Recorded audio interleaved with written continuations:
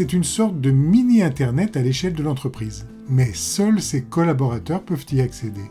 Ils peuvent aussi communiquer entre eux en toute sécurité. Et tout cela en utilisant la technologie internet qui est éprouvée, à savoir les échanges de messages, échanges de fichiers ou l'accès à des sites web. Typiquement dans un intranet, on donne accès uniquement aux documents internes à l'entreprise. Pour des raisons évidentes de sécurité, l'intranet est isolé d'Internet.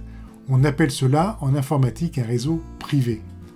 Comme nous l'avons vu dans une précédente vidéo, tout équipement connecté à Internet a une adresse unique au monde qu'on appelle adresse IP. Les adresses IP utilisées sur le réseau privé de l'entreprise ne sont pas utilisables sur Internet et réciproquement.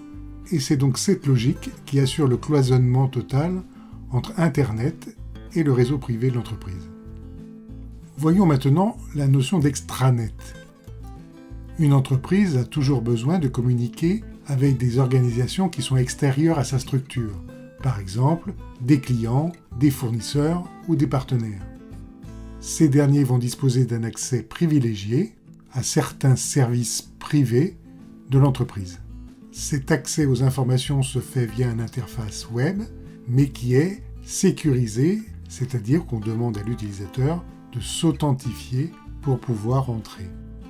Typiquement, dans ces extranets, les clients, les fournisseurs et les partenaires auront accès aux factures, aux commandes et à l'état de leur compte. Comme vous l'avez compris, pour les intranets et les extranets, les objectifs sont les mêmes. Mettre à disposition des documents particuliers à certains utilisateurs. Mais la logique est complètement différente. Une entreprise peut très bien disposer d'un intranet et pas d'un extranet, et réciproquement. La mise en place d'un extranet est beaucoup plus simple que la mise en place d'un intranet.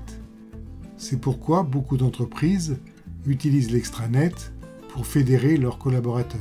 Ils appellent cela à tort un intranet, alors qu'il s'agit réellement d'un extranet collaborateur.